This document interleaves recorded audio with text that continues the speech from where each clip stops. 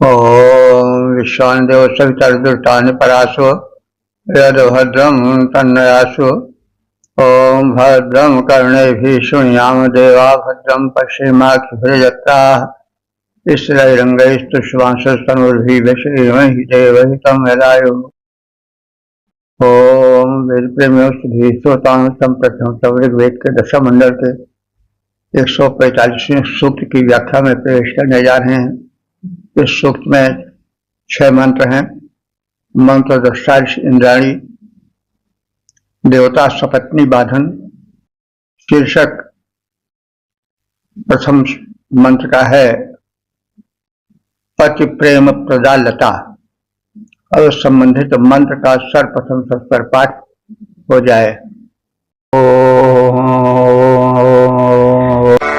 इमां खनां व्योषधिं मेरुधं बलवत्तमाम् यजा आसपत्नीं बाधते जजा आसंविन्दते मतिम्।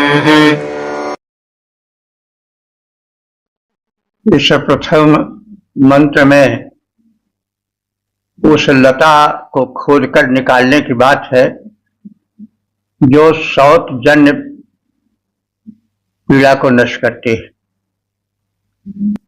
सपत्नी कहते हैं समान एकः पति यस्याः स।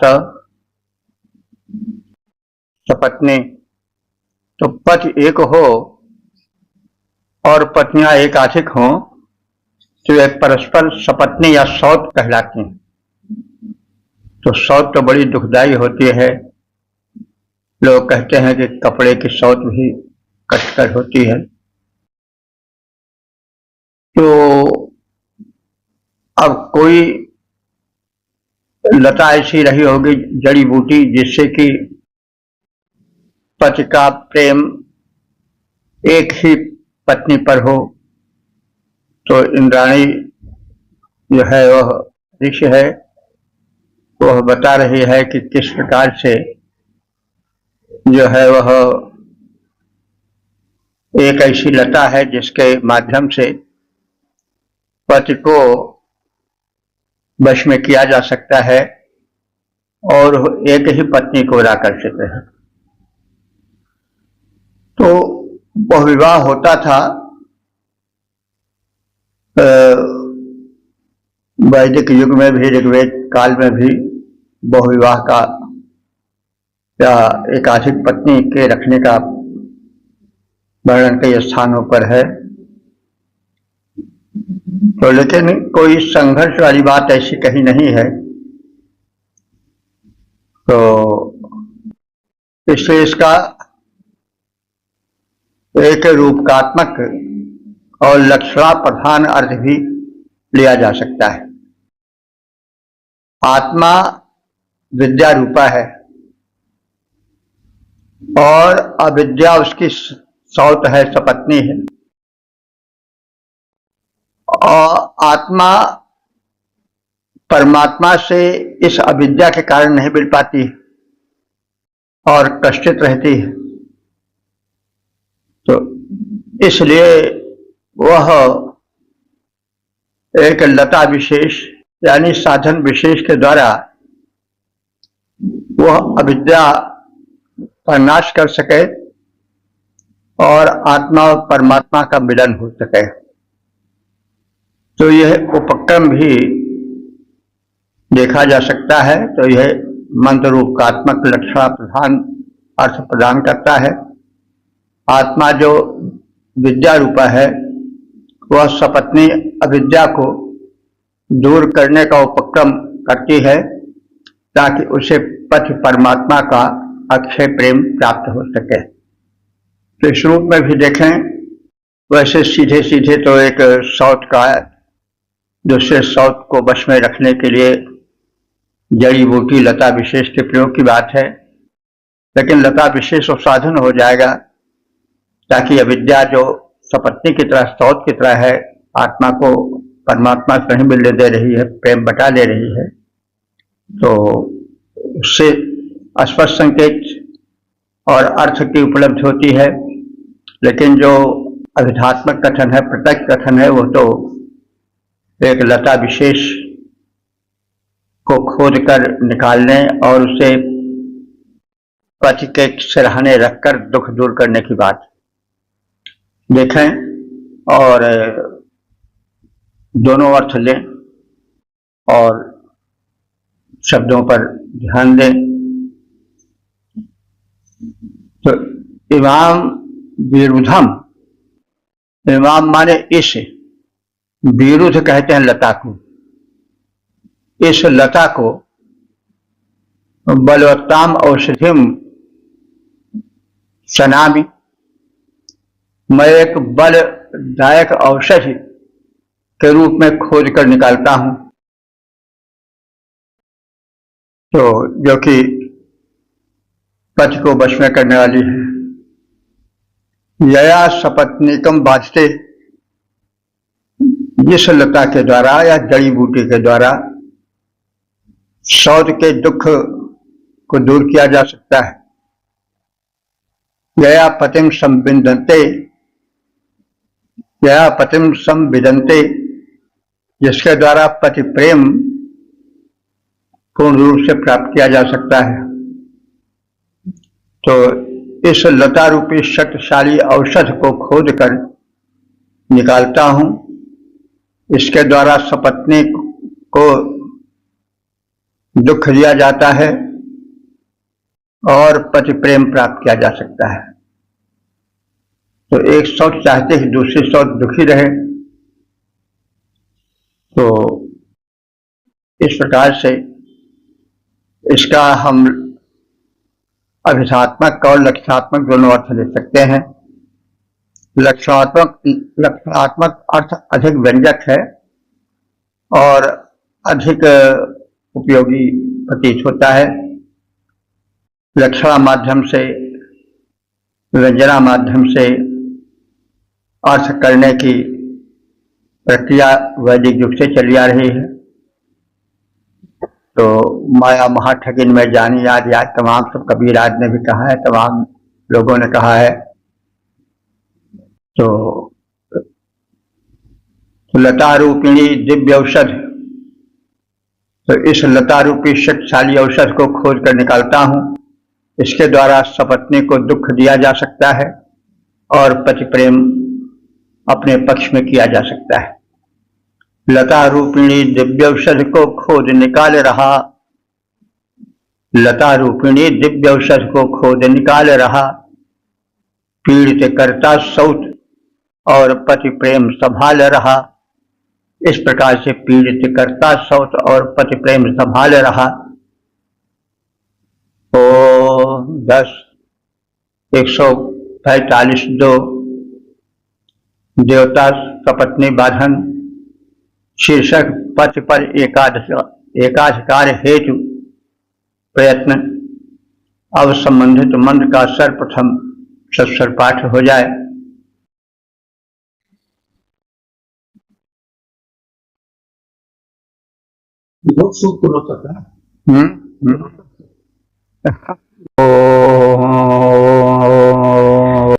उत्तानपर्णे सुभगे देवज्योते सहस्वते, सपत्नीं मे पराधमपतिं मे केवलं कुरु। इस दूसरे मंत्र में सपत्नी के दुख को दूर करने की बात कही गई है और उस लता से अथवा जड़ी बूटी से यह निवेदन किया गया है कि उसमें दैवी शक्ति है। वह अपने शक्तिमत्ता से हमारा जीवन सपत्नी जन्य दुख से दूर रखे, क्योंकि सपत्नी पीड़क होती है। तो उसके न रहने पर मेरा पति पर एकाधिकार रह सके। तो यह तो सीधी सादी बात है, अभिधात्मक जो है, लेकिन इससे लक्षणात्मक या व्यंजनात्मक अर्थ निकलता है कि विद्या रूपी आत्मा पति रूप परमात्मा पर एकाधिकार चाहती है इसलिए अविद्या रूपी सौतन उससे दूर रहे, जो कि आत्मा और परमात्मा के बीच में, उसके मिलन में, उसके सौख्य में बाधा डालती। तो ये तो इसका व्यंजनात्मक लक्षणात्मक अर्थ होगा।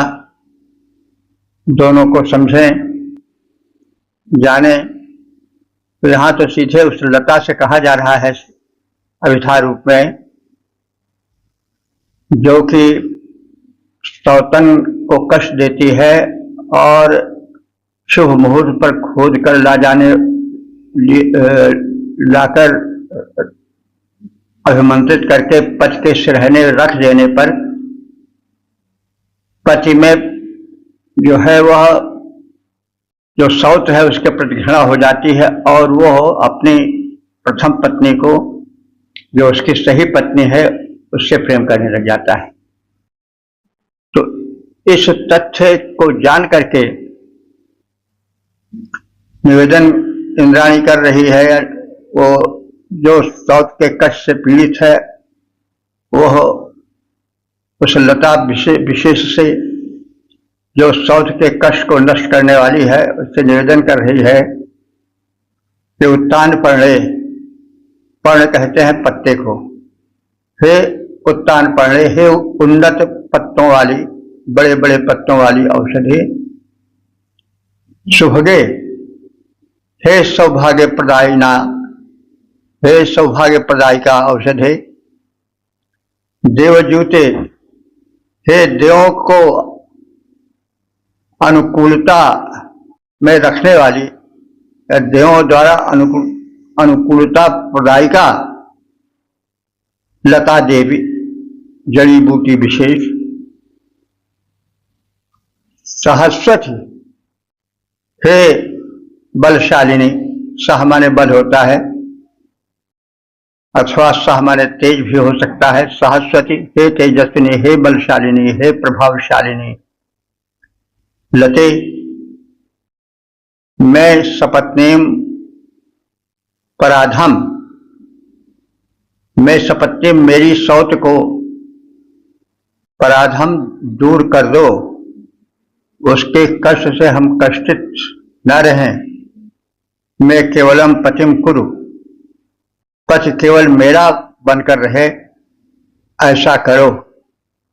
तो हे औषधे, तुम ऊर्ध्वमुख पत्तों वाली हो, सौभाग्यशालिनी हो, देवों द्वारा निर्मित हो और अतीव बलशालिनी, प्रभावशालिनी और तेजस्विनी हो।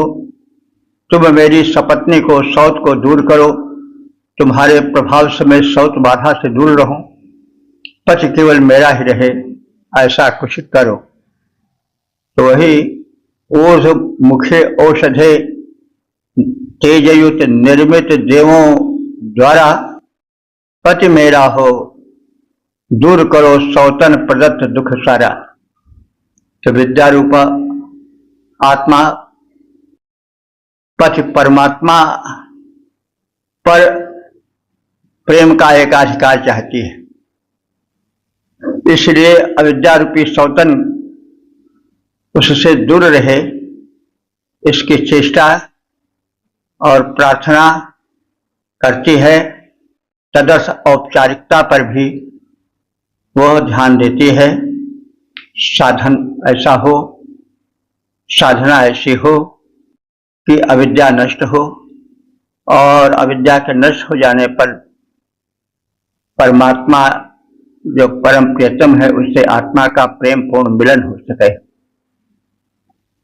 ओम 10:145 देवता सपत्नी बाधन, शीर्षक सपत्नी निकृष्ट हो जाए। अब संबंधित मंत्र का सर्वप्रथम सत्तर पाठ हो जाए। उत्तराहमुत्तर उत्तरेदुत्तराभ्यः तथा सपत्नी जाममाधरा साधराभ्यः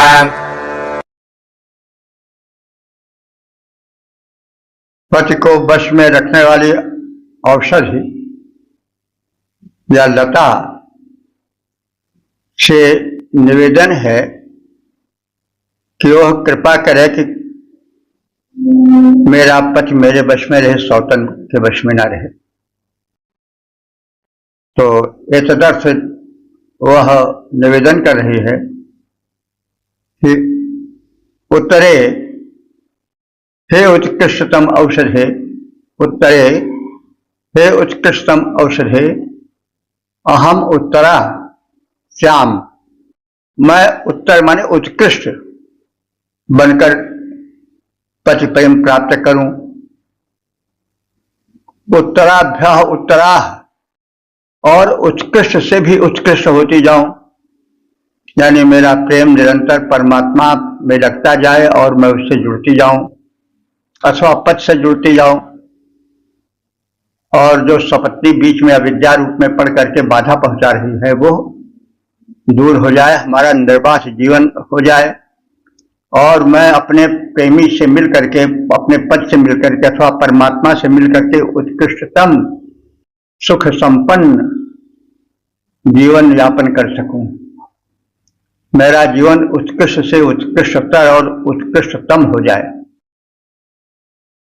अथ या मम सपत्नी, इसी प्रकार से जो मेरी सपत्नी है, सौत है, सा अधराभ्य अधरा भवेत, वो अधर माने नीचे से भी नीचे जाए, निकृष्ट से भी निकृष्ट होती जाए, यानी वो क्षीण होती जाए, अपमानित होती जाए, पतित होती जाए, पतिता बन जाए। तो अर्थ स्पष्ट है। अब सौत को हटाकर एकमात्र पति प्रेम की कांक्षा तो है ही है। इसी प्रकार से अविद्या रूपी सौत जब बीच में पड़ जाती है तो वास्तव में जो आनंद स्वरूप परमात्मा है उससे वियोग हो जाता है आत्मा का, और आत्मा कष्टित रहती है, सदैव उसको किसी न किसी प्रकार का दुख घेरे रहता है, उसके अश्रु छलकते ही रहते हैं, ओंठों पर सच्ची हंसी नहीं आ पाती। तो इसलिए निवेदन है कि यह विद्या रूपी शौच दूर हो जाए, मैं एकमात्र परमात्मा के प्रेम की अधिकारी बन जाऊं। हे उत्कृष्टतम औषधे, मैं उत्कृष्ट से उत्कृष्ट बनती जाऊं और जो मेरी शौच है वो निकृष्ट से निकृष्टतर और निकृष्टतम होती जाए, उसका पतन होता जाए, मेरा उत्थान होता जाए, पद से मेरा प्रेम सर्वाधिक होता जाए और हम मिलकर एक रूप हो जाएं। हे उत्कृष्ट औषधे, मेरा जीवन उत्तम से उत्तम हो जाए। हे उत्कृष्ट औषधे, मेरा जीवन उत्तम से उत्तम हो जाए, किंतु सपत्नी जो मेरी वह परम अधोगति पाए। ओ 10:145 देवता सपत्नी बाधन, शीर्षक सपत्नी से घृणा और संबंधित मंत्र का सर्वप्रथम सत्तर पाठ हो जाए। नह्यस्यानामगृह्णामिनो अस्मिन् रमते जने परामेव परावतम् सपत्नीं गमयामसे। इस मंत्र में यह कहा गया है कि जो सपत्नी है, सौत है, वो अधोगति को प्राप्त हो और मैं उससे घृणा करती हूं, वो बहुत दूर चली जाए हमसे, मेरा एकमात्र पद अधिकार हो जाए। तो अस्याह नाम नहीं गृहणान, मैं इंद्राणी इस सौत का नाम तक नहीं लेना चाहती, इससे मुझे बड़ी घृणा है। और अस्मिन जने नो रमते, इस सपत्नी में कोई भी नहीं रमता है, यानी कोई नहीं चाहता है कि सौत ऐसी बाधक आए, जो कि प्रेम पात्र के प्रेम को बटा ले जाए, तो ऐसा भला कौन चाहता है। मैं भी नहीं चाहती हूँ। मैं चाहती हूँ कि इससे यह हमसे दूर से दूर चली जाए, इसकी परछाई न पड़ने पाए। सपत्नी पराम एवं परावतम गमयामसि, इस सपत्नी को मैं दूर से भी दूर देश में भेज देती हूँ, यह हमारे पद के निकट ना आ सके और हमारे प्रेम में रोड़ा बनकर ना टिक सके। मैं इंद्राणी इस सपत्नी का नाम तक नहीं लेना चाहती हूँ, इससे मुझे बड़ी घृणा है। मैं अब जाग चुकी हूँ, मैं इसको दूर हटाना चाहती हूँ। सपत्नी को कोई सच्ची पतिभक्ता नारी नहीं चाहती। सपत्नी को मैं दूराति दूर देश में भेज देना चाहती हूँ, ताकि परमात्मा पर पथ पर मेरा एकाधिकार रहे, अविद्या या वासना का मैं कहीं नाम न रहे। कोई सौत नहीं चाहती, मैं न नाम तक लेना चाहूं। कोई सौत नहीं चाहती और मैं भी नाम तक न लेना चाहूं। दूर से भी अति दूर देश में उसे भेज मैं देना चाहूं। ओ 10:145 पाठ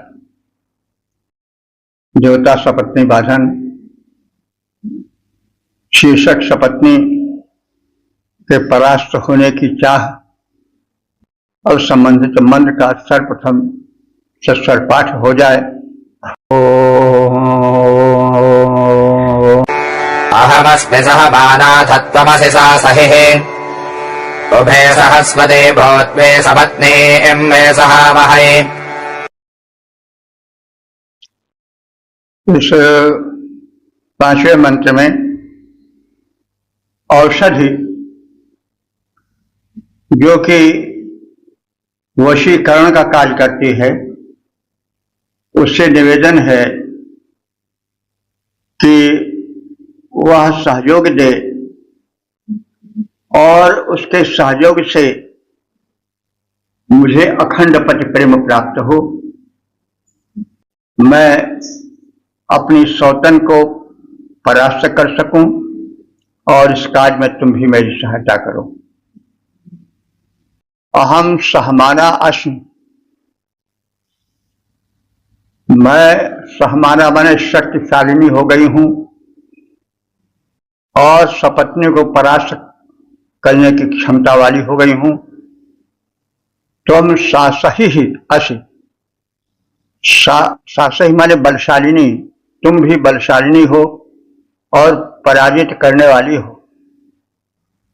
उभे सहस्वती पुत्री, हम दोनों अपनी शक्ति को सहेजें, शक्ति संपन्न होकर सपत्नी सहावही, सपत्नी को परास्त कर दें।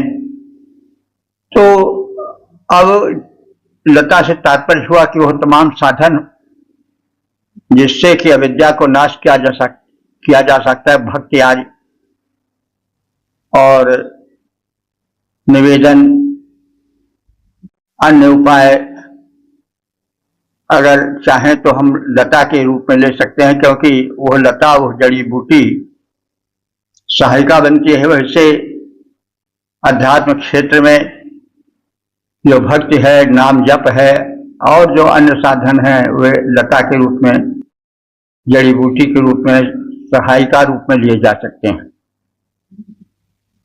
अहम सहमानास्मि, मैं सपत्नी को परास्त करने वाली हूं। तुम सासहि अस्मि, तुम भी परास्त करने वाली बन जाओ, तुम भी शक्तिशालिनी हो। उभे सहस्वती भूत्वी, हम दोनों शक्ति संपन्ना होकर के सपत्नी सहावहै, इस कष्ट कारिणी सपत्नी को परास्त कर सके, इस माया को, इस अविद्या को भगा सकें और इस प्रकार से अक्षुण्ण एकाधिकार उस अपने प्रेमी परमात्मा पर जमा सकें। तो हे औषधे, मैं तुम्हारे सहयोग से सपत्नी को परास्त करने वाली हो जाऊं, तुम भी इस कार्य में सक्षम हो, तुम साधन रूपा हो, हम दोनों शक्ति संपन्ना हो करके इस अविद्या रूपी सपत्नी को अथवा इस लौकिक सपत्नी को जो भी हो उसको परास्त करें, दूर हटा सकें, निर्विघ्न पति प्रेम प्राप्त कर सकें, ऐसा हो जाए। हे औषधे हराऊं सौत को पास सहयोग तुम्हारा, हे औषधे हराऊं सौत को पास सहयोग तुम्हारा, तुम भी सक्षम हो, हम दोनों दें सौतों को हारा। ओ 10:145 था देवता सपत्नी बाधन शीर्षक वशीकरण का कथन। अब संबंधित मंत्र का सर्वप्रथम सत्तर पाठ हो जाए।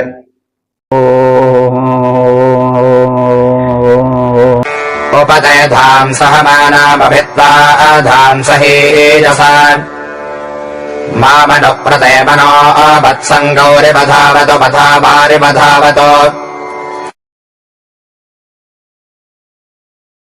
इस छठे मंत्र में जो इस सूक्त के समापन का मंत्र है, इसमें पति देवता से निवेदन है कि वे हमारे निवेदन और इस औषधि के प्रभाव से अपने मन को पूर्ण रूप से मेरी ओर कर लें और जो यह सौतन है, अविद्या है, माया है, यह हमसे दूर चली जाए। तो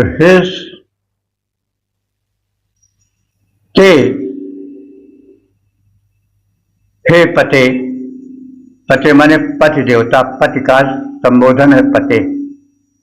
हे पति देवता, ते सहमानाम उप सधाम, तेरे सहमाना माने सिरहने में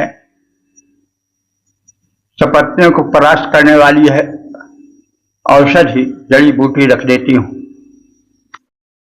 सही ऐसा तो अधाम अभिभूत करने वाली औषध में तुझे धारण करने की शक्ति है, मेरी ओर आकर्ष कर देने की शक्ति है। मैं तुम्हारे सिरहने तकिए के नीचे इसे रख दे रहे हूं। ते मना माम प्रधावत हो, तुम्हारा मन एकमात्र मेरी ओर दौड़े। कैसे दृष्टांत दिया जा रहा है कि वत्सम गौ इव, जैसे गाय बछड़े की ओर दौड़ती है और जैसे पथावार इव, जैसे नीचे धरातल की ओर जल वेग से दौड़ता है, वैसे तुम्हारा मन मेरी ओर दौड़े। तो अब दूसरा अर्थ आप सब कर लें। सहज है कि यह माया या अविद्या रूपी जो बीच में सौतन थी, इसने हे मेरे परम पति पिता, परम पति परमात्मा, अब मैंने साधन रूपी वह जड़ी बूटी तुम्हारे मस्तिष्क में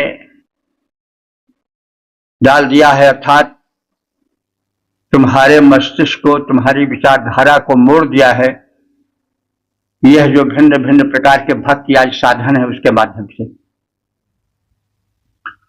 और अब तुम्हारा प्रेम हे पतिदेव मात्र मेरी ओर हो। इस जड़ी बूटी ने अथवा भक्ति आदि साधनाओं ने हमारा साथ दिया है। अब तुम हमारे वशीभूत हो जाओ, एकमात्र हमारे हो जाओ, और तुम्हारा मन हमारी ओर वैसे ही दौड़े जैसे गाय बछड़े की ओर दौड़ती है, अथवा जैसे प्रवाहशील जल नीचे भूमि की ओर दौड़ता है, नीचे की ढालू जमीन की ओर दौड़ता है, उसी वेग से तुम्हारा मन हमारी ओर दौड़े। तो हे पतिदेव, हे परमात्मन, इस शक्ति संपन्न औषधि को मैंने तुम्हारे सिरहाने रख दिया है। सपत्नी को पराभूत करने वाली इस औषधि के प्रभाव से तुम्हारा मन मेरी ओर उसी प्रकार से दौड़े जैसे गाय बछड़े की ओर दौड़ती है और जल नीचे की ओर दौड़ता है। हे पतिदेव, रखा मैंने औषधि तेरे सिरहाने, करे परास्त सपत्नी को जो तुझको वश में लाने। इस कारण तेरा मन मेरी ओर दौड़ेगा वैसे गाय वत्स की ओर नीर नीचे को दौड़े जैसे। वेद प्रेमियों, सुधी श्रोताओं, ऋग्वेद के दशम मंडल के 145वें सूक्त के समापन के पश्चात हम ऋग्वेद के दशम मंडल के 146वें सूक्त की व्याख्या में प्रवेश करने जा रहे हैं। इस सूक्त में 6 मंत्र हैं।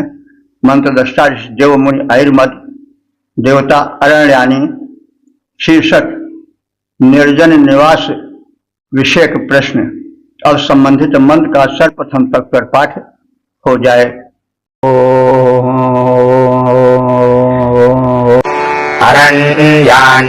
अरण्याञ्जरण्याञ्जसौजा प्रेमनश्यसे कथाग्राभन्न पृच्छसि नत्पाभेरिपविन्दते।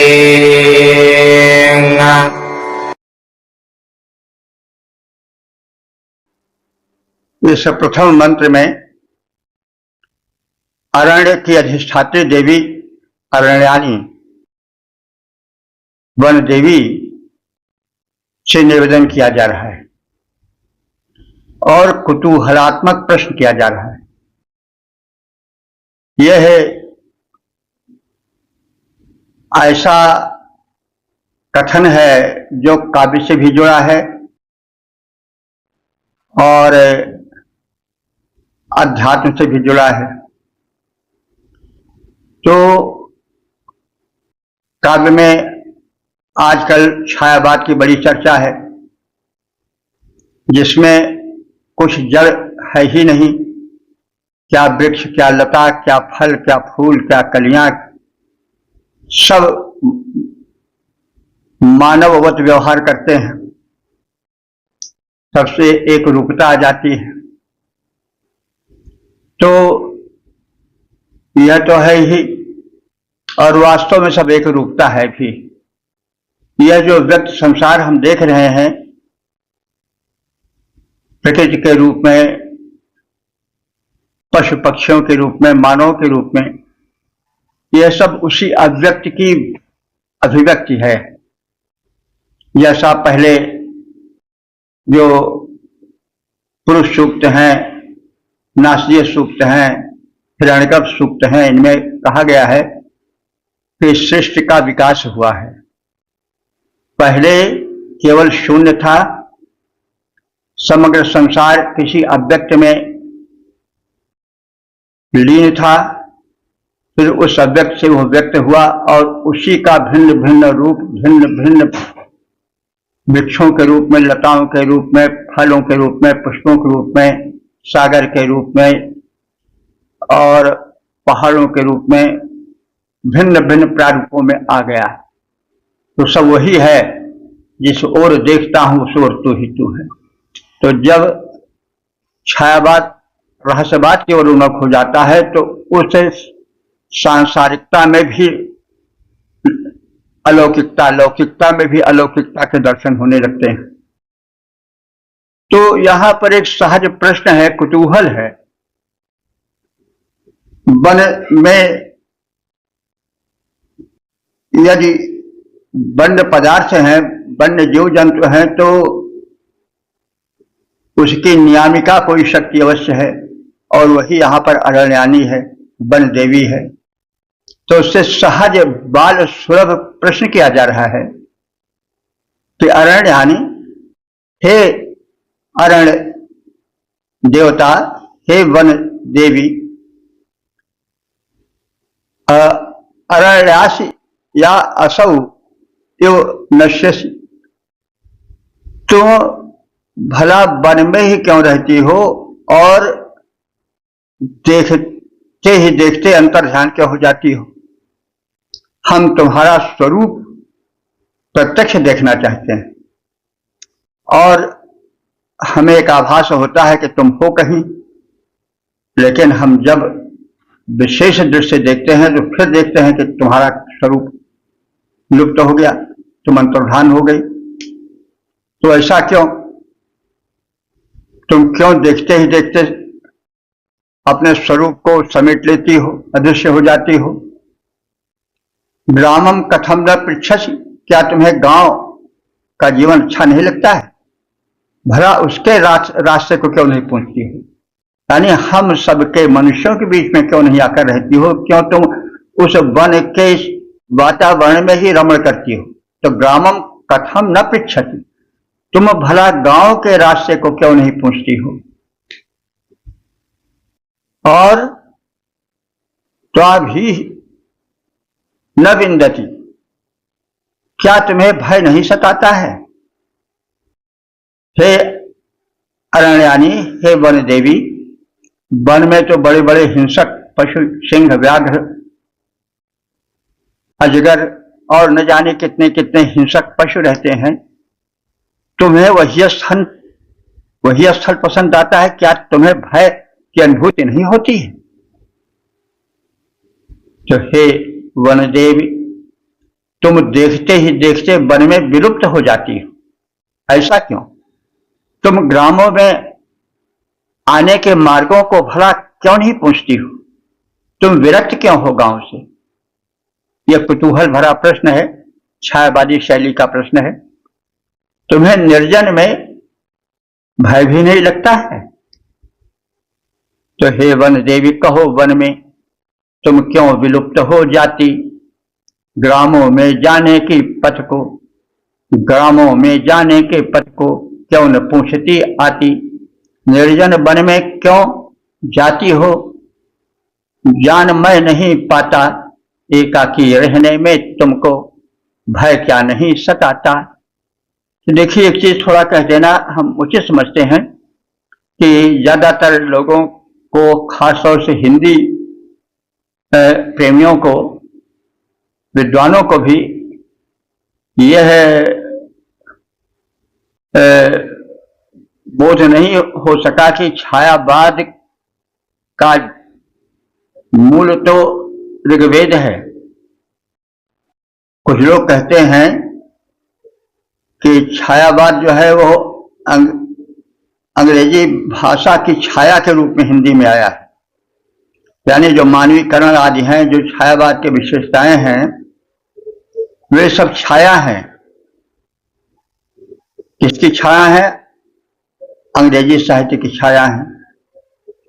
और इसलिए एक छायावाद धारा चली है, प्रसाद पंत आदि, जिसके प्रमुख कवि माने जाते हैं, महादेवी वर्मा आदि, निराला आदि।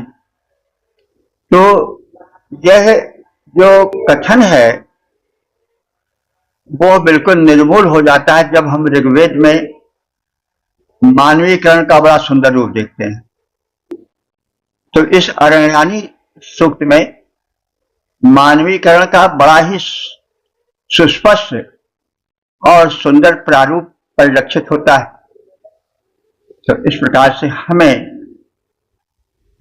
जितनी भी धाराएं हैं, जितनी भी विशेषताएं हैं, उन सबको प्रथम वेद में देखना चाहिए, क्योंकि सब कुछ वेदों में है। और अलग जो लोग समझते हैं वो संभवतः भ्रांति में है, इसलिए वेद का सूक्ष्म अध्ययन होना चाहिए। अब हम आगे के मंत्र की ओर प्रयाण करते हैं। ओम 10:146 देवता अरण्यानी शीर्षक वन में वन्य जीवों की ध्वनियां अब संबंधित मंत्र का सर्वप्रथम स्वर पाठ हो जाए।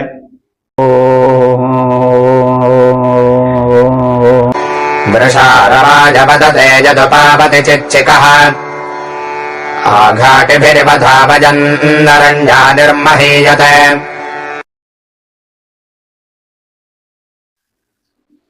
इस दूसरे मंत्र में यह कथित है कि वन में विविध प्रकार के शब्द और ध्वनियां गूंजती रहती हैं। कुछ ध्वनियां तो बड़ी भयंकर होती हैं, कुछ बड़ी सूक्ष्म होती हैं, बड़ी धीमी होती हैं। तो इन ध्वनियों के मध्य में वन देवी का निवास रहता है, उसी का कथन है। और यह भी बताया जा रहा है कि मानो इन ध्वनियों के माध्यम से जो अरण्य है, वन है, वो वन देवी की स्तुति कर रहा हो। जैसे ध्वनि होती है तो कहीं हल्की ध्वनि, कोई संगीत या कोई वाद्य होता है तो मृदंगादि तेज बजते हैं, सितारा कुछ धीमा बजते हैं, कुछ और धीमे स्वर रहते हैं, कुछ उच्च स्वर रहते हैं। तो ऐसे जंगल में कहीं सिंह की धाड़ है, हाथी की चिघाड़ है, तो कहीं झिंगुर की झंकार है। तो भिन्न भिन्न प्रकार के स्वर हैं।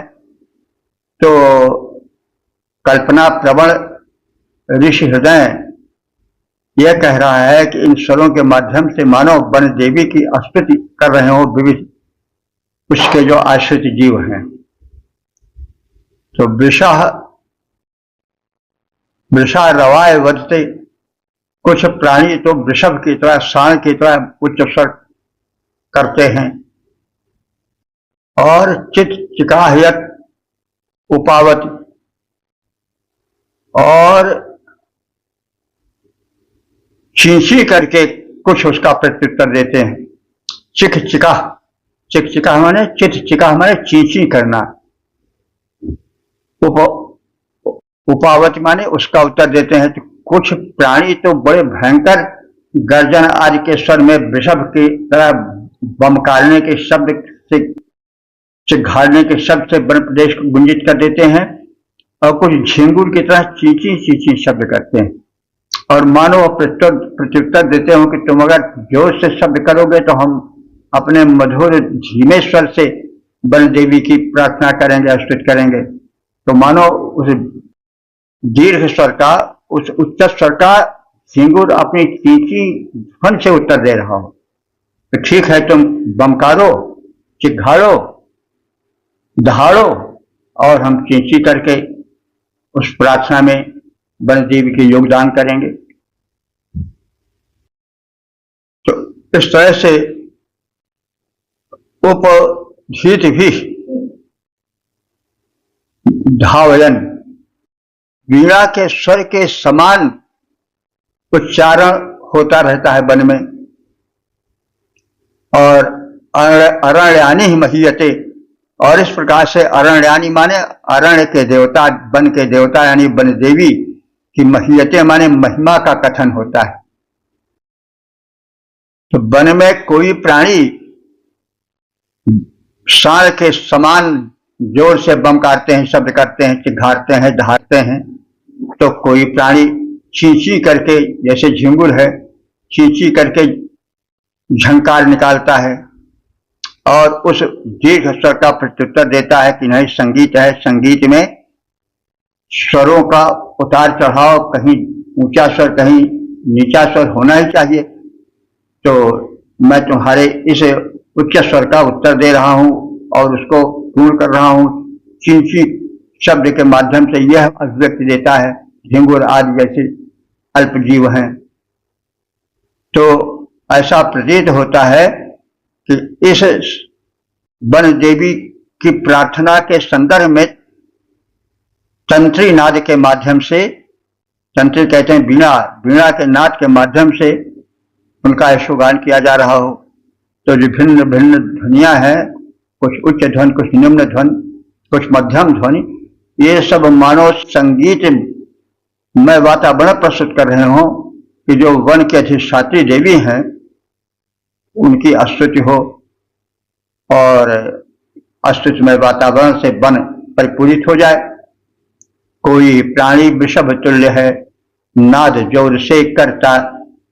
वन में कोई प्राणी वृषभ तुल्य है, नाद जोर से करता। कोई प्राणी चींची कर प्रत्युत्तर में स्वर भरता। होता है प्रतीत कुछ ऐसा, वन में स्वर संधान मानो किया जा रहा हो वन देवी का गुणगान, वन देवी का गुणगान। ओम 10:146 देवता रणयानी शीर्षक वन के दृश्य। अब संबंधित मंत्र का सर्वप्रथम सप्तर पाठ हो जाए। उतगाव इवादन्त्युतवेश्मे एव दृश्यते उतो अरण्यानिः सायं शकटेरिवसर्जते।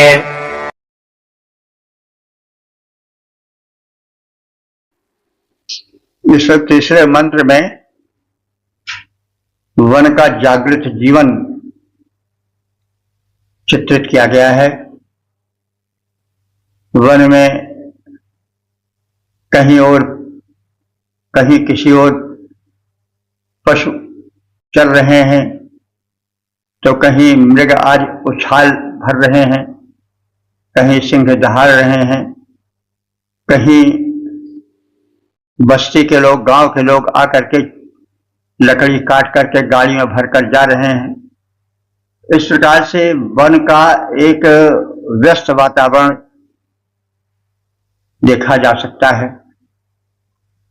तो वने गावा यो अदंती, वन में गावा माने गायों के, यो माने समान, अदंती माने खाते हैं। यानी जैसे गायें चरती हैं वैसे तरह तरह के पशु मृग आदि वन में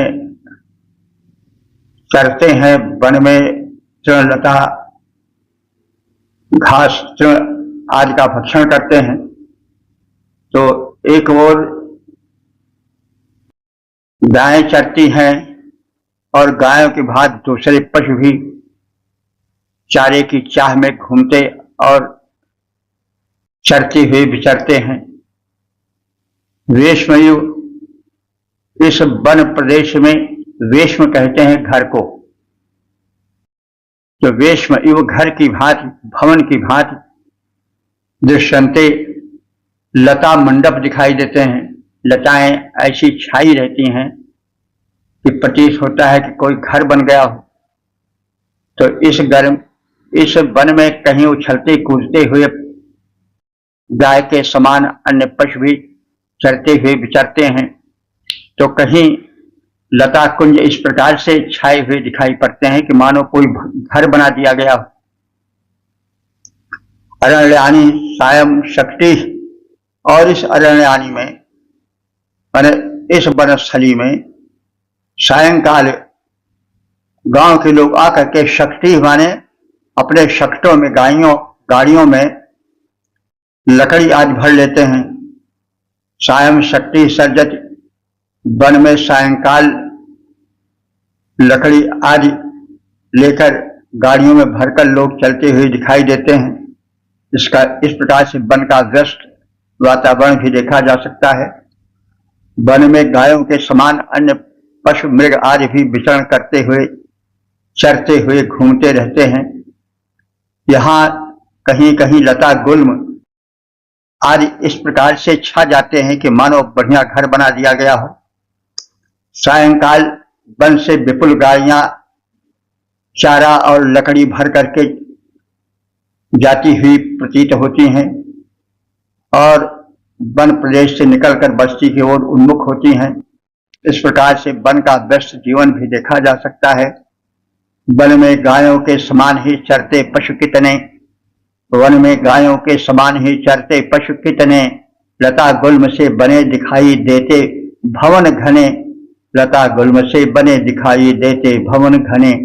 घास और लकड़ी भर करके हो करके खुशहाल, घास और लकड़ी भर करके हो करके खुशहाल निकला करती हैं कितनी ही गाड़ी सायंकाल। 10:46 देवता अरण्यानी शीर्षक वन में विविध दृश्य।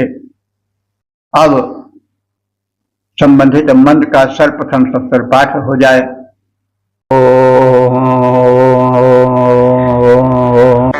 गामङ्गैष आह्वयतिदार्भङ्गैषो अपावधेत वसन्नरण्यान्याम् साजवक्रोक्षलिति मन्यते।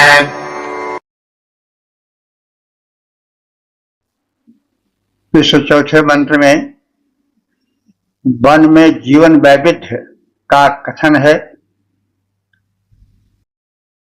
वन प्रदेश में कोई कुछ कर रहा है, कोई कुछ कर रहा है, कोई लकड़ी काट रहा है, तो कोई पशुओं के भयंकर गर्जन को सुनकर के भयभीत भी हो रहा है। दिन में तो सब आह्लादित हो रहे हैं, लेकिन रात आते आते सब कंपित भी हो जाते हैं। सायं ज्यों ज्यों आता है त्यों त्यों वन्य पशुओं का, हिंसक पशुओं का आक्रमण तीव्र हो जाता है, इसलिए भय का वातावरण भी छा जाता है। तो एक और सक्रिय जीवन वन में जाकर लकड़ी आदि काटने संचार करने का जीवन है, तो दूसरी ओर रात्रि के आने के समय का विभत्स या भयावना दृश्य भी है। तो अंग हे वन के अधिष्ठाता प्रिय देवता, ऐसा गाम आह्वायत, तुम्हारे इस वन प्रदेश में कोई तो गायों को बुलाता है ताकि अब वे चरकर घर चलें। ऐसा दार अपावाधित, कोई लकड़ी को काट रहा है, कर्म वैविध्य दिखाई पड़ रहा है। सायं अरण्याम वसन, सायंकाल में जंगल में रहते हुए मनुष्य अकुक्षत इति मन्यते, भयभीत से दिखाई देते हैं। यानी जब दिन रहता है तब तो लोग कर्म में लीन रहते हैं, कोई गायों को पुकारता है तो कोई लकड़ी काटता है, कोई कुछ करता है, कोई कुछ करता है। लेकिन ज्यों ज्यों दिन ढलता जाता है, सायंकालीन वातावरण आता जाता है, त्यों त्यों भय का वातावरण छाता जाता है। वन में कोई गाय को बुलाता है दिन में, तो कोई काष्ठ काटता है। रात्रि में वन में निवास करने वाला मनुष्य पशु पक्षियों के भयोत्पादक शब्द सुनकर भयभीत रहता है। इस प्रकार से वन के दिन और रात के वातावरण में जमीन आसमान का अंतर आ जाता है। वन में कोई काष्ठ काटता, कोई गाय बुलाता, शब्द भयानक सुन निश में वनवासी जन भय खाता। वन में कोई काष्ठ काटता, कोई गाय बुलाता, शब्द भयानक सुन निश में वनवासी जन भय खाता। ओम 10:146 पाठ। शीर्षक अरण्य की प्रशंसा और देवता अरण्यानी हैं, ये हम सब जानते ही हैं। और अब हम संबंधित शीर्षक वाले मंत्र का सर्वप्रथम पाठ कर लें।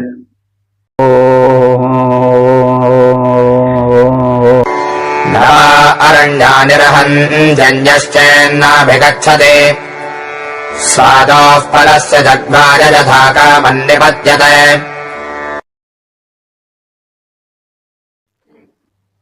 इस पांचवें मंत्र में यह कथित है कि अरण्यानी जो वन की अधिष्ठात्री देवी हैं, वे तो किसी प्रकार से कष्ट नहीं पाती हैं। सारे हिंसक पशु भी उनके अपने बनकर रहते हैं और फल फूल मूल से वन भरा ही रहता है, वहां का निवास सुखद रहता है। तो इस प्रकार से वन में सुखपूर्वक जीवन बिताया जा सकता है, अरण्यानी की कृपा रहे। यानी हिंसक पशुओं से भय तो रहता ही है, अगर हिंसक पशु न रहे तो बढ़िया फल फूल ताजे मिल सकते हैं। तो अब वृक्षों की छाया, फल मूल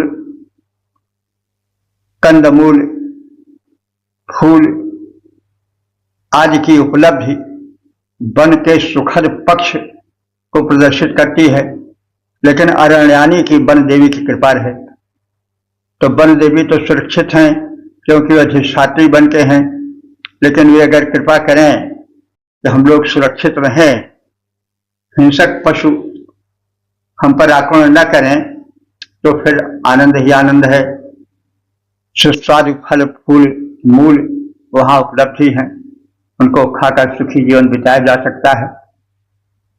अरण्यानी नवई हंति, अरण्यानी माने अरण्यानी किसी, जो अरण्यानी माने वन की अधिष्ठात्री देवी, वन देवी किसी की हिंसा नहीं करती हैं, वे सबको आश्रय देती हैं। और जो दूसरे पशु हैं हिंसक व्याघ्र आदि, वे भी उनकी कृपा रहे तो आक्रमण नहीं कर सकते हैं। वन में स्वादोह फल से जग ढाए, वन में सुस्वादु फल के चखने के लिए बड़े सोसर हैं, और उन फलों को खा करके यथा कामम निपद्यते, इच्छानुसार मनोनुकूल जीवन बिताया जा सकता है। तो वन अपने फल फूल मूल के कारण आकर्षण का केंद्र है। अगर वन देवी की कृपा रहे, हिंसक पशु का आक्रमण न हो, तो फिर वन तो आनंद की खान ही है। तो वन की अधिष्ठात्री देवी अरण्यानी किसी की हिंसा नहीं करती हैं, सुरक्षा देती हैं। वे दूसरे व्याघ्रादि हिंसक पशु भी उन पर आक्रमण नहीं कर सकते हैं, वो तो स्वयं सुरक्षित हैं। उनकी कृपा हो तो हम लोग भी सुरक्षित रह सकते हैं। और यो तो वन में सुस्वादु फल फूल मूल की भरमार है, उनको खा करके एक सुखी स्वस्थ जीवन बिताया जा सकता है। हिंसा नहीं किसी की करती वन देवी कल्याणी, हिंसा नहीं किसी की करती वन देवी कल्याणी, उस पर नहीं आक्रमण करते जो है हिंसक प्राणी। वन में स्वाद भरे मीठे फल फूल मूल को खाकर जीवन वहां बिता सकता सुख पूर्वक कोई जाकर। वन में स्वाद भरे मीठे फल फूल मूल को खाकर जीवन वहां बिता सकता सुख पूर्वक कोई जाकर। ओ 10:146 देवता अरण्यानी, शीर्षक अरण्यानी की स्तुति। अब संबंधित मंत्र का सर्वप्रथम सत्तर पाठ हो जाए।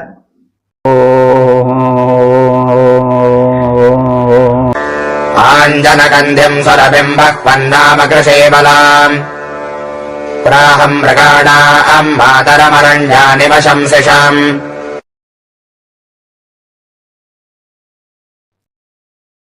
इस छठे मंत्र में, जो इस सूक्त के समापन का मंत्र है, इसमें अरण्यानी यानी वन देवी की स्तुति है, उनकी विशेषताएं, उनकी महिमा, उनकी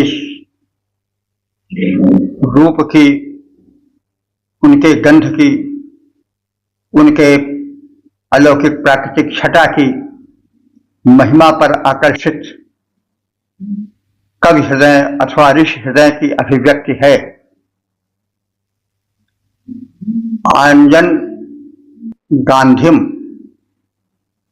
जो वन देवी हैं, उनका जो वन प्रदेश है वह आंजन कहते हैं कस्तूरी। कस्तूरी मृग की नाभि में होता है, मृग से भरा रहता है वन। तो वन जो है जिसमें के अरण्यानी देवी शासन करती हैं, वो कस्तूरी आदि की सुगंधों से भरा पूरा रहता है।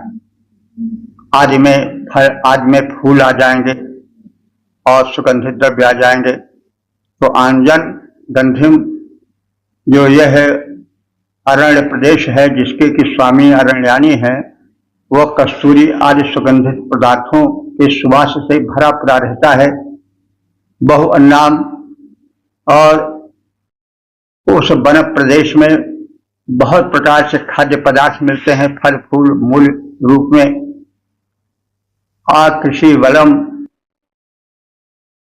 वलाम वो जो अरण्यानी है, अरण्य प्रदेश है, वो जो है कृषि कर्मों से रहित है। वहां पर कोई खेती नहीं होती है, कोई चीज बोई और काटी नहीं जाती है, लेकिन फिर भी वो भांति भांति के खाद्य पदार्थों से भरी रहती है। मृगाणाम मातरम, वो भिन्न भिन्न प्रकार के पशुओं की माता की भांति है। और अरण्यानी ऐसी अरण्य की भूमि और उसकी स्वामिनी जो है वन देवी, वे धन्य है। वहां खेती नहीं होती है, फिर भी खाद्य पदार्थों की कमी नहीं है। वहां भिन्न भिन्न प्रकार के सुगंधों से वातावरण गुंजित रहता है। कस्तूरी की सुगंध, क्योंकि हिरण वहां रहते हैं, कस्तूरी वाले मृग, उनके नाभि से सुगंध निकलती रहती है निरंतर कस्तूरी की। तो कस्तूरी की सुगंध से, भिन्न भिन्न प्रकार के पुष्पों की सुगंध से वातावरण परिपूरित रहता है अरण्यानी का। और साथ ही साथ बिना खेती किए हुए भिन्न भिन्न प्रकार के खाद्य पदार्थ वहां पर जो है वो विलसित रहते हैं, सुशोभित रहते हैं, उपलब्ध रहते हैं। इस प्रकार से यह जो वन देवी हैं, उनका जो निवास प्रदेश है वन प्रदेश, वो बड़ा ही आकर्षक है। और ऐसे आकर्षक वातावरण में उसकी शासिका, उसकी जो है संरक्षिका, जो अरण्यानी देवी हैं, उनकी मैं वंदना करता हूँ। अहम पर असम प्राशिषम, मैं उनकी बार बार स्तुतियां करता हूँ। कस्तूरी आदि की उत्तम सुगंधों से युक्त मधुर फल फूल आदि के आहारों से परिपूर्ण, कृषि कर्म न होते हुए भी भिन्न भिन्न प्रकार के आहारों से परिपूरित वह प्रदेश, मृगों की मातृभूमि स्वरूपा यह अरण्यानी देवी, ये वन देवी धन्य है। हम सब उनकी स्तुति करते हैं, वंदन करते हैं, अभिनंदन करते हैं। जिसमें कस्तूरी आदि उत्तम वासों की है भरमार, जिसमें कस्तूरी आदि उत्तम वासों की है भरमार, फल फूल मूल इत्यादि जहां पर भरे हुए उत्तम आहार, नहीं जहां किसी कार्य मृगों की माता जो मानी जाती, उस वन देवी की स्तुति मेरी वाणी सादर गाती, उस वन देवी की स्तुति मेरी वाणी सादर गाती। इस प्रकार से हम सब ने ऋग्वेद के दशम मंडल के 145वें और 146वें सूक्त के 6 मंत्रों का संक्षिप्त में शब्दार्थ भावार्थ छंदोबद्ध रूपांतरण से परिचय प्राप्त किया। तो 6 मंत्र दोनों सूक्तों में है, सब मिलाकर के 12 मंत्र व्याख्यायित हुए। और अब तक ले जो कुल मंत्र व्याख्यायित हो चुके हैं उनकी संख्या हो चुकी है 10,358। यह सौभाग्य का विषय है, भगवत कृपा है, वेद भगवान की अनुकंपा है। तो इस सूक्त में 150वें सूक्त में तो सौत सपत्नी के हृदय के उद्गारों का कथन है, और 146वें में अरण्यानी वन देवी की प्रार्थनाएं हैं, उनकी विशेषताओं का, उनकी महत्ताओं का कथन है। तो 145 में जैसे कहा गया है कि सौत के हृदय की पीड़ा दिखाई गई है। वह अपने प्रेमी से सौत के कारण सुख नहीं पाती है, निराधता सी घूमती है, दुखी जीवन व्यतीत करती है। इसलिए वह एक जड़ी बूटी का आश्रय लेती है और उसके माध्यम से सौत को दूर करके एक सुखी जीवन की छटा देखती है, पद से निवेदन करती है कि आप हमारे वश में रहें। तो इसका एक तो ये सामान्य अर्थ है, दूसरा इसका जो रहस्यपरक अर्थ है, जो रहस्यात्मक अर्थ है, वो यह है कि आत्मा है और परमात्मा है। तो आत्मा का पति परमात्मा है और आत्मा परमात्मा के इस सहज प्रेम स्वरूप में बाधक अविद्या आती है, वही उसकी शौक है। अविद्या मिलने नहीं देती है प्रियतम से, प्रियतम परमात्मा का सहज प्रेम उसे नहीं उपलब्ध हो पाता, इसलिए उसका जीवन दुखी रहता है। वो एक लता का आश्रय लेती है जो कि वशीकरण के रूप में है, और तो वो भक्ति आदि साधन ही लता होंगे। भक्ति है, शरणागति है, यही सब साधन हैं जो कि अविद्या को नष्ट करते हैं। तो इस प्रकार से इसका आध्यात्मिक अर्थ भी है। अंत में परमात्मा से, पति से प्रार्थना की जाती है कि अब वो इस आत्मा की ओर जिसने तमाम साधन करके मिलने का प्रयास किया है, तो उससे प्रेम करें और उनका प्रेम उसी प्रकार से उच्छल रूप से प्रवाहित हो जैसे नीची भूमि की ओर जल प्रवाहित होता है। तो जैसे गाय बछड़े की ओर दौड़ पड़ती है, वैसे उनका प्रेम छाया रहे हम सब पर, यानी आत्मा परमात्मा के बीच में अविद्या ना आने पावे। तो इस तरह से इसका दूसरा अर्थ भी निकाला जा सकता है, जैसा हमने कहा भी है। और इस 146 में जो है वो अरण्यानी यानी वन देवी के विषय में कहा गया है। ऋषियों का जीवन अरण्य का जीवन था, वहाँ जो थी वो प्राकृतिक छटा, फल फूलों की उपलब्धि, लकड़ियों की बिना किसी कीमत के उपलब्धि, ये सब तो थी ही। हिंसक पशु थे, वे अवश्य बाधा डालते थे, लेकिन अरण्यानी से, उन वन देवी से यह प्रार्थना की गई है कि उनकी बाधा से मुक्त जीवन हो और फल फूल मूल सुगंध आदि से भरा वन का वातावरण उपासकों के लिए सुखकर हो। और इस प्रकार से अरण्य का जीवन, वनवास का जीवन, जिसमें कि भौतिक समृद्धियां अनायास मिल जाती हैं, फल फूल आहार और सुगंधी कस्तूरी जैसी बिना किसी कीमत के मिल जाती है। तो ऐसे ऐसी वनस्थली में हम पर वन देवी जो उसकी अधिष्ठात्री देवी हैं, वो कृपा करें और हिंसक पशुवाद से, उनके आक्रमणों से, उनके बीभत्स, उनके भयंकर रूप से, उनके प्रहारों से, उनकी निर्दयता से हम सब दूर रहें और वन का जो सुखमय प्रारूप है उसके हम निकट रहें।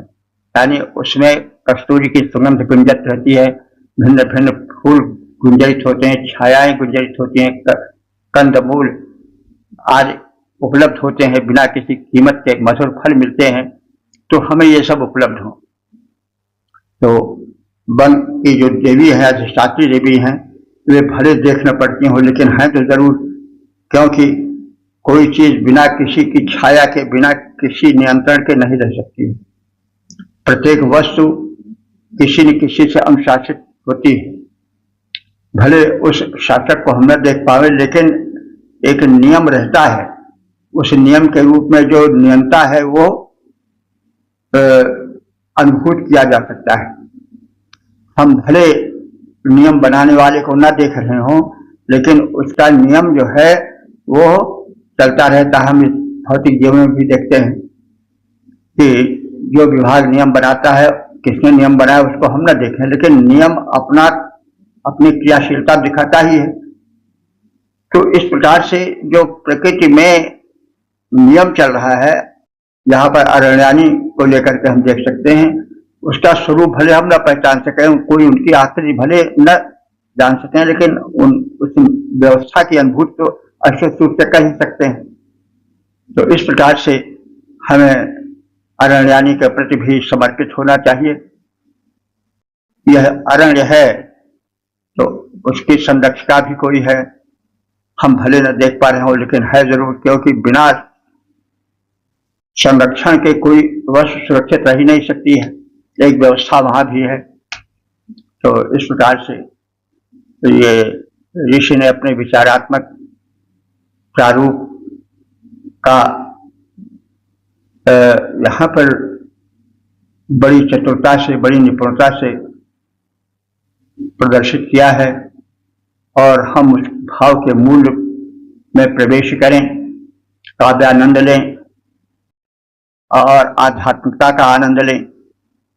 साथ साथ एक हमारी जो पुरानी खाती है वेद, उसके ज्ञान से परिचित हों और परिचित कराएं लोगों को कि देखो समस्त ज्ञान विज्ञान शोध व्यवस्थाओं का मूल तो वेद में है, इसको छोड़कर क्यों भटकते हो? यह तुम्हारे देश की छाती है, तुम्हारी छाती है, इस पर गर्व करो और संसार को बताओ कि हम वैदिक ऋषियों की संतान है, हमारा गोत्र वैदिक ऋषियों से जुड़ा हुआ है। तो हम अपने को भूल चुके हैं और इसलिए भटक रहे हैं। तो इस प्रकार से निवेदन करने के पश्चात हम सबको प्रणाम करते हैं। सिया राम मैं शब्द ज्ञानी करो प्रणाम जोर रूपानी। और सर्वे भवन्तु सुखिनः, सर्वे सन्तु निरामयाः, सर्वे भद्राणि पश्यन्तु, मा कश्चित् दुःख भाग् भवेत्।